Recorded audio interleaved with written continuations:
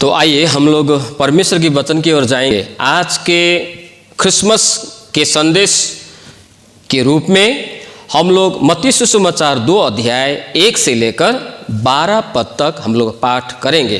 Hindi Bible में इसका शीर्षक, इस खंड का शीर्षक दिया गया है ज्योतिषियों का आगमन। हेरोदेस राजा के दिनों में जब यहूदिया के बेतलहम में यीशु का जन्म हुआ तो पूर्व से कई ज्योतिषी यरूशलेम में आकर पूछने लगे, यहूदियों का राजा जिसका जन्म हुआ है कहाँ है? क्योंकि हमने पूर्व में उसका तारा देखा है और उसको प्रणाम करने आए हैं। यह सुनकर हेरोदेस राजा और उसके साथ सारा यरूशलेम घबरा गया। तब उसने लोगों के सब प्रधान याजकों और शास्त्रियों को इकट्ठा करके उनसे पूछा, मसीह का जन्म कहाँ होना चाहिए?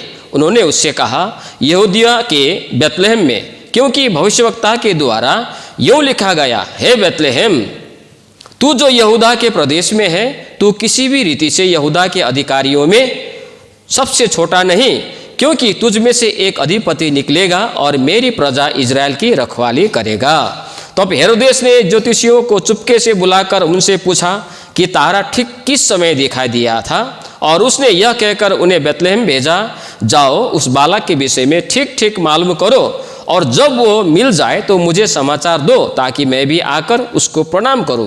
वे राजा की बात सुनकर चले गए, और जो तारा उन्होंने पूर्व में देखा था वह उनके आगे आगे चला, और जहां बालक था उस जगह के ऊपर पहुंचकर ठहर गया। उस तारे को देखकर वे अति आनंदित हुए। उन्होंने उस घर में पहुंचकर उस बालक को उसके माता मरियम के साथ देखा और मुंह के बल गिरकर बालक को प्रणाम किया, और अपना अपना थैला खोलकर उसको सोना और लोबान और गंधरस की भेंट चढ़ाई। तो अब स्वप्न में यह चेतावनी पाकर कि हेरोदेस के पास फिर न जाना, वे दूसरे मार्ग से अपने देश को चले गए। आमीन। प्रभु का धन्यवाद हो इस वचन खंड के लिए। बाइबल में यीशु के लिए शांति का राजकुमार, अद्भुत सलाहकार, इमानुएल, इस प्रकार का बहुत सारा नाम यीशु के लिए उपयोग किया गया है। और उनमें से एक नाम प्रेरित पौल ने यहाँ कुरिन्थियों की पत्री में एक जगह ऐसा लिखा है। दूसरा कुरिन्थियों की पत्री 9 अध्याय 15 पद में ऐसा कहता है, परमेश्वर का उसके उस दान के लिए जो वर्णन से बाहर है धन्यवाद हो। पौलुस यहां पर एक बात कहता है, परमेश्वर का उस दान के लिए जो वर्णन से बाहर है उसके लिए परमेश्वर का धन्यवाद हो। आखिर वो ऐसा कौन सा दान है जिसको वर्णन नहीं किया जा सकता? पौलुस यहां किस दान के विषय में बात कर रहा है? यहां पर आगे जब हम देखेंगे तो पौलुस यहां भेंट के विषय में बोल रहा है। जैसे मंडली में जो भेंट संग्रह किया जाता है, जैसे हम लोग प्रत्येक रविवार को भेंट संग्रह करते हैं, वो भेंट के विषय में पौल यहां पर बात कर रहा है। लेकिन अंत में आकर वो एक बात बताता है, एक ऐसा भी दान है, एक ऐसा भी भेंट है, एक ऐसा भी दान है जिसका वर्णन ही नहीं किया जा सकता। तो वो वरदान क्या है? वो दान कौन सा है? वो दान कहता है वो है प्रभु यीशु मसीह। बाइबल कहती है परमेश्वर का वो महान दान जो है सारे मनुष्य जाति के लिए, वो है यीशु मसीह। Hallelujah, hallelujah. वो सर्वशक्तिमान परमेश्वर, आकाश और पृथ्वी को सृष्टि करने वाला परमेश्वर, एक सामान्य, एक शून्य होकर धरती में जब आया तो इसका संदेश कई सारे लोगों को उस वक्त में मिला। जैसे गडरिये अर्थात चरवाहे के पास भी संदेश गया था। लेकिन यहां पर जो खंड आज मैंने पढ़ा, मत्ती रचित सुसमाचार 2 अध्याय 1 से लेकर 12 पद तक, यहां पर ज्योतिषियों के पास में एक तारा दिखाई दिया। और ये ज्योतिषी लोग कौन थे? ये ज्योतिषी लोग यरूशलेम के रहने वाले लोग नहीं थे। यरूशलेम से काफी दूर पर रहने वाले, पूर्व दिशा में, अभी ये दानियल गा रहा था ना, पूर्व दिशा में रहने वाले ये ज्योतिष लोगों के सामने में एक तारा दिखाई दिया। और जब ये तारा दिखाई दिया तो उस तारे को देखकर, उस तारे के अनुसार ये ज्योतिषी लोग अपने घर से निकल गए। कहते हैं 3 ज्योतिषी घर से, अपने घर से, अपने गांव से, उस अपने समाज से उस तारे को देखते हुए उस उद्धारकर्ता, उस मुक्तिदाता जो यरूशलेम में जन्मा है, उसको देखने के लिए, उसको भेंट देने के लिए ये लोग निकल गए। लेकिन इन लोग को अच्छा से पता नहीं है कि यरूशलेम तो है, लेकिन यरूशलेम किस जगह पर। अभी सिंघानिया में बोलेगा, अभी कोई व्यक्ति वहां पर आके बैठा है तो पता लगाना, हम लोग पता लगाना चाहेंगे तो सिंघानिया कहाँ पर, हॉस्पिटल लाइन में है, नीचे लाइन में है, कहाँ पर, लोग पूछता है। तो ये लोग को ये तो पता हो गया उस तारे के कारण से कि यरूशलेम में एक मुक्तिदाता, उद्धारकर्ता, पापों का क्षमा देने वाला एक मुक्तिदाता का जन्म हुआ है। तो ये लोग यरूशलेम में पहुंचता है। यरूशलेम में पहुंचने के बाद में वहां पर पूछताछ करता है, जिसका जन्म होना था, जो मुक्तिदाता का, जो उद्धारकर्ता का जन्म होना था, उसका जन्म कहां हुआ है। लेकिन वहां के लोगों को पता ही नहीं। दूर के लोगों को पता चल चुका है मुक्तिदाता का जन्म हुआ है, लेकिन यरूशलेम में रहने वाले ना तो राजा को पता है, ना तो वहां के लोगों को पता है, किसी को पता नहीं है। और ये लोग घबरा गए जब सुना कि एक राजा का जन्म हुआ है। तो हेरोदेस के साथ में, राजा हेरोद के साथ में उसके लोग भी घबराने लगे, डरने लगे, चिंता में डूब गए, परेशानी हो गए। ओहो, एक राजा का जन्म हुआ है। तो सब लोगों को बुला के पूछता है राजा, उस समय के पंडित पुजारियों को सबको बुला के पूछता है, देखो मुक्तिदाता को जन्म जब होना था वो कहाँ होना है। तो इन्होंने बताया ऐसा ऐसा जगह पर, क्योंकि भविष्यवक्ताओं ने तो ऐसा ही कहा है, बेथलेहम में होना है। ज्योतिषी लोगों को बुला के राजा बोलता है, देखो तुम लोग जब जाओगे, जब तुमको उस मुक्तिदाता का जो अगर मिल जाता है, अगर तुमको मुक्तिदाता वहां पर मिल जाता है, उद्धारकर्ता मिल जाता है, तो मुझे भी कहो, मैं भी आके उनसे मुलाकात करूंगा। बोल के ज्योतिषी लोगों को भेज दिया। लेकिन वहां पर जाके क्या, फिर वो तारा का सहारा लेके ज्योतिषी लोग जाके वहां पर क्या हुआ, आनंद मनाता है, दंडवत करता है, प्रणाम लिखा है, दंडवत करता है, आराधना करता है बालक यीशु का। और अपने पास जो लेके आया था, अपने साथ जो लेके आया था, बहुमूल्य भेंट, द्रव्य, सुगंधित द्रव्य और बहुत बहुत कीमती सामान सब जब लेके आया, तो उन्होंने क्या किया, उन्होंने वहां पर एक शिशु बालक को अर्पण किया, भेंट अर्पण किया। हालेलुया। और उसके बाद में दूसरे रास्ते से होकर वे लोग निकल जाते हैं। ये ज्योतिषी लोगों के द्वारा कुछ बातों को हम लोग जानने का प्रयास करेंगे। ज्योतिषी लोग कौन होते हैं, है ना? ज्योतिषी लोग कौन होते हैं? ये ज्योतिषी लोग कौन है? ये ज्योतिषी लोग ग्रह नक्षत्र का अध्ययन करने वाले लोग होते हैं।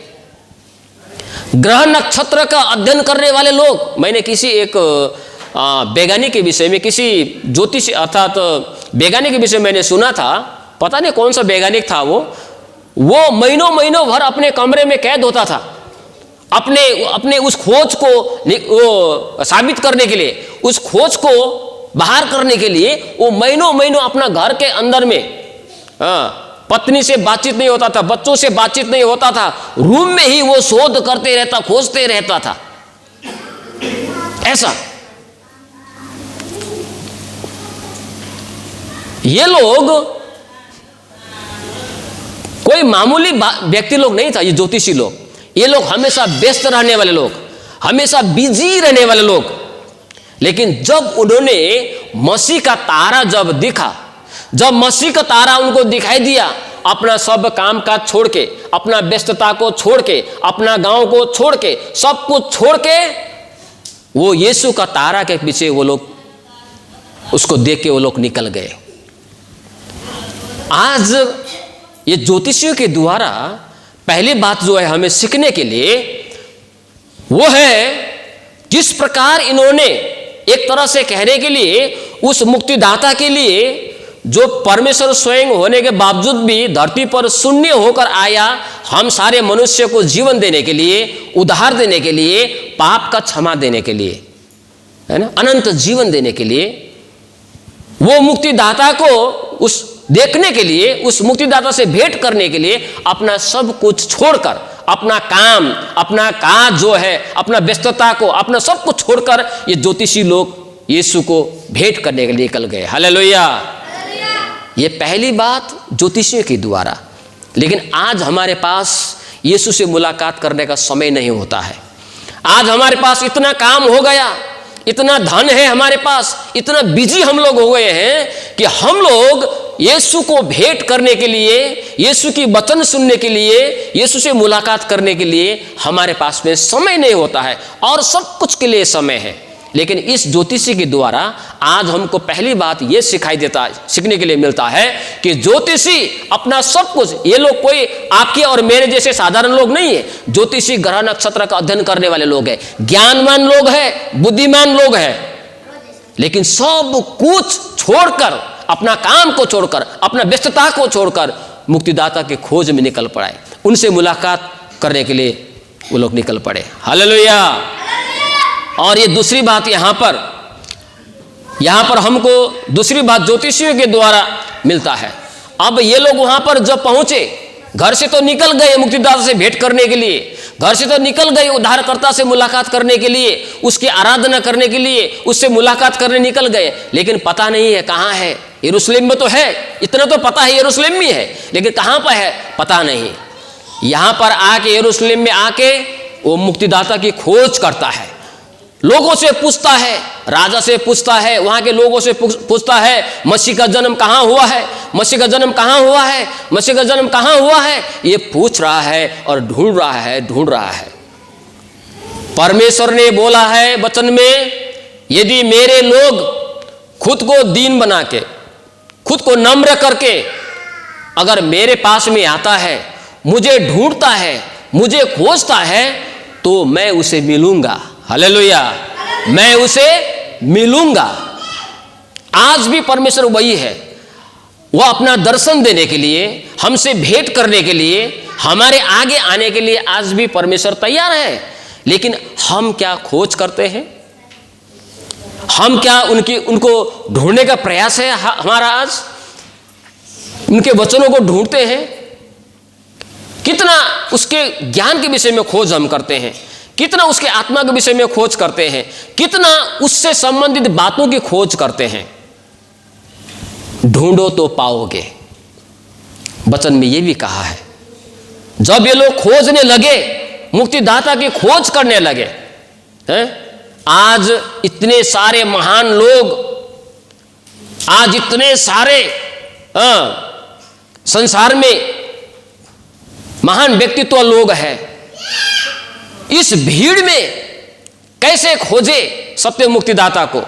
सच्चा मुक्तिदाता, उद्धार करता सच्चे परमेश्वर की खोज कैसे करे? पता नहीं चलता है ना? पता नहीं चलता है कौन सच्चा है, कौन झूठा है। लेकिन एक व्यक्ति अगर सच्चा ईश्वर की खोज करता है, सच्चे मुक्तिदाता की खोज करता है, तो उसके आगे मुक्तिदाता यीशु मसीह अवश्य दिखाई देगा। हालेलुया। अवश्य ही उनके साथ में मुलाकात होगा उस व्यक्ति का। ये लोग खोज रहे थे। अंत में तारा फिर उनको अगुवाई करके वहां ले जाता है जहां पर मुक्तिदाता का जन्म हुआ है, मसीह का जन्म हुआ है। और जब वहां पर पहुंचते हैं, वे लोग आनंदित हुए हैं। जब प्रभु यीशु मसीह के विषय में, जन्म के विषय में सुना हेरोदेस राजा ने, उसके लोगों ने, इनका मन घबरा गया, परेशान होना शुरू हो गया, चिंता में डूब गया। पता नहीं मेरे राज्य का क्या हुआ, ये राजा का जन्म हुआ, अरे मैं राजा होते होते दूसरा राजा का जन्म कैसे हो गया? पता नहीं मेरा राज्य का क्या होगा, मेरा चेयर चला जाएगा, मेरा कुर्सी चला जाएगा, मेरा पद चला जाएगा, मेरा सब कुछ चला जाएगा। सोच के ये लोग चिंता करने लगे। लेकिन यीशु मसीह किसी के पद को छीनने के लिए, किसी की कुर्सी को छीनने के लिए वो नहीं आया। उसे डरने की जरूरत नहीं था, हेरोद राजा को घबराने की जरूरत नहीं था, परंतु आनंद मनाने चाहिए था कि आज मेरे राज्य में एक मुक्तिदाता का जन्म हुआ है। आनंद मनाने के बजाय, है ना, एक उत्सव मनाने के बजाय ये घबरा रहा है, चिंतित है, ये परेशान हो रहा है, अब मेरा क्या होगा। नहीं, यीशु चिंता में डुबाने के लिए नहीं आया है। यीशु किसी को घबरा देने के लिए नहीं आया है।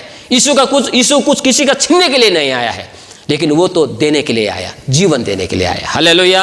अनंत जीवन देने के लिए आया, आनंद देने के लिए आया। जब मुक्तिदाता, जब ज्योतिषी लोग, जब मसीह मुक्तिदाता के सम्मुख में पहुंचा तो ये लोग आनंद से भर गए और आनंद से भर गए। प्रभु ने कहा, मैं तुम्हें संसार जैसा शांति देता है वैसा शांति नहीं देता हूं, लेकिन मैं तुझे अपना शांति देता हूं। अपना मतलब परमेश्वर का शांति, परमेश्वर का आनंद। वही आनंद से ये ज्योतिषी लोग भर गए और उसके बाद में आनंद से भर जाने के बाद ये लोग दंडवत करने के लिए शुरू किया। हालेलुया। दंडवत करने के लिए शुरू किया। इन्होंने प्रणाम किया उस बालक शिशु को, जिसकी आराधना करनी चाहिए उसी की आराधना करनी चाहिए, जिसको प्रणाम करने चाहिए, सच में ईश्वर है उसी को प्रणाम करने चाहिए। और इन लोगों ने परमेश्वर यीशु मसीह का दंडवत किया, आराधना किया और उसके बाद अपने बैग से वो बहुमूल्य वस्तु निकालकर भेंट स्वरूप इस शिशु, नवजात बालक यीशु मसीह जो परमेश्वर का रूप था, वहां पर आके उनको भेंट देता है। आज ये जो 5 बातें ज्योतिषी के जीवन के द्वारा हमारे जीवन में कितना, ये 5 बातें हमारे जीवन में है या नहीं, इस बात को जांचने का समय भी है ये क्रिसमस। क्या ये ज्योतिषी के समान आज हम यीशु के लिए निकलते हैं, यीशु से मुलाकात करने के लिए निकलते हैं? क्या इस ज्योतिषी के समान परमेश्वर की बातें, परमेश्वर की चीजें हम उसकी खोज करते हैं? क्या इन ज्योतिषियों के समान हम आनंदित होते हैं, आनंद मनाते हैं? क्या यीशु का शांति मेरे जीवन में आया है? क्या ज्योतिषी के समान हम उसकी आराधना करते हैं? और अंत जो बात है, क्या ज्योतिषी के समान हम परमेश्वर को भेंट देने के लिए हमारा हृदय तैयार रहता है? क्या हमारे पास में कुछ है क्या, या खाली हाथ हम आते हैं परमेश्वर के सम्मुख में? जब हम एक बड़े आदमी से मुलाकात करने के लिए जाते हैं तब भी हमारे पास हम में कुछ ना कुछ रहता है, हम कुछ ना कुछ लेके जाते हैं, है ना, कुछ ना कुछ लेके जाते हैं। अगर कुछ नहीं तो कम से कम बगान में रहने वाले लोग कम से कम थोड़ा चायपत्ती से लेके ही जाता है। और किसी घर में मुलाकात करने जाने से मिठाई लेके जाता है, और बड़े बड़े लोगों के पास में जाते हैं तो हम खदा लेके जाते हैं, गिफ्ट लेके जाते हैं, है ना। लेकिन उस उद्धारकर्ता, सृष्टिकर्ता परमेश्वर को भेंट देने के लिए आज हमारे पास क्या है? इन ज्योतिषियों के पास जो था, मूल्यवान वस्तुएं था, वो परमेश्वर को इन्होंने दिया, प्रभु यीशु को समर्पित किया। ये ज्योतिषी लोग आज हमें इस बात की शिक्षा देकर वो लोग चले गए। भले ही वो लोग इतना व्यस्त लोग थे, लेकिन इनके पास इतना सब करने के लिए समय भी नहीं था होगा, लेकिन एक विश्वास, एक प्यार, है ना, एक आदर की बातें जो है इनको खींच लाया। सो परमेश्वर इन वचनों में हम सभी को आशीष दे।